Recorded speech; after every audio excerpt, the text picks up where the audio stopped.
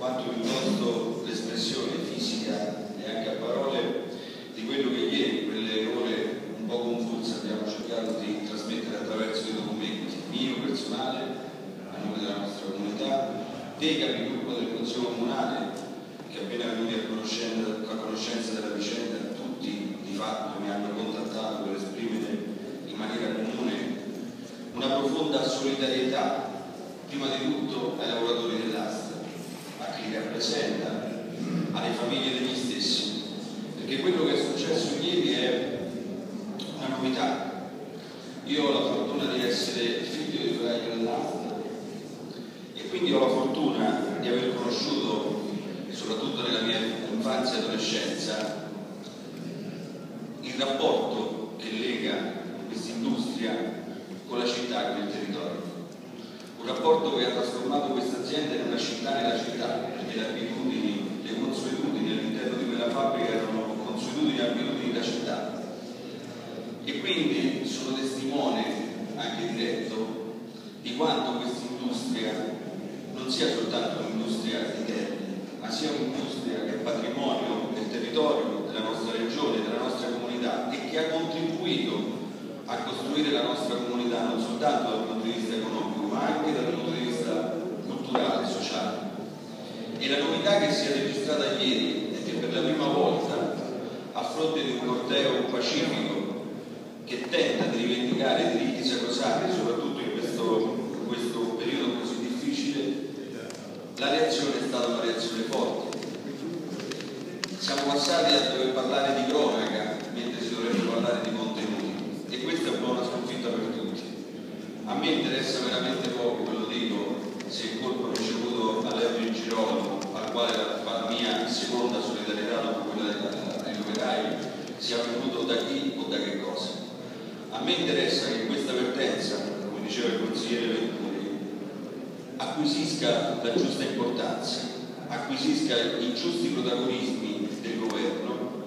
che trasformino questa vicenda, che è una vicenda di comunità e non soltanto di impresa e di lavoro,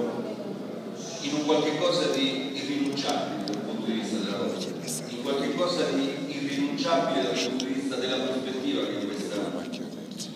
questa impresa ha nel nostro territorio.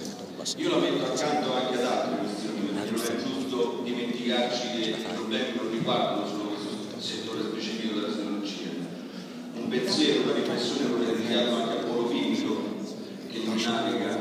in acque tanto possibili. Quindi forse, cercando di tramutare una tragedia come quella di ieri in un elemento positivo, da adesso in poi, da oggi in poi, cerchiamo di trasformare questo avvenimento di cronaca nella giusta invece considerazione che ci sia un avvenimento che ha segnato una tappa brutta da metterci alle spalle il prima possibile. Mi dispiace che sia un giovane ragazzo olandese presumibilmente coinvolto in questa vicenda, e siccome lo conosco personalmente testimonio che il padre è famiglia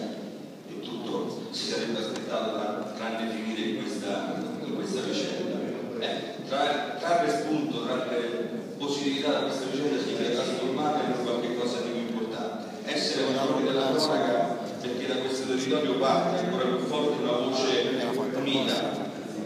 e non sono parole di circostanza. L'unità prima di tutto delle istituzioni, delle forze politiche rappresentative che sono rappresentate nei consigli comunali, nel consiglio provinciale, nel consiglio regionale e nel governo. Una voce unita a difesa di questo popolo, a difesa di una prospettiva che è vitale per la città di Terni e per tutto il territorio, perché in questi giorni siamo tutti cittadini di Terni e è bene ribadirlo. Da qui in poi la mia amministrazione sarà a disposizione per qualsiasi iniziativa che si voglia mettere in campo accanto al sindaco di Terni, perché tra l'altro va sottolineata l'ultima cosa e finito. La città di Terni non è soltanto il capoluogo della provincia,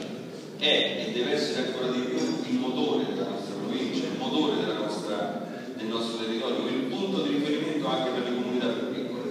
È un ruolo che mi spetta, è un ruolo che va giocato fino in fondo, è un ruolo su cui noi vogliamo mettere la giusta solidarietà e la giusta dose di coraggio nell'affrontare il battaglie che dovevo fare. Quindi io mi sento di fare un in bocca al lupo a Leo, a tutti i lavoratori dell'asta, ascoltatori che ha espresso solidarietà e darci appuntamento alle lotte che insieme faremo nei prossimi giorni in qualsiasi parte d'Europa esse avvengano. Grazie e scusate di aver rubato pochi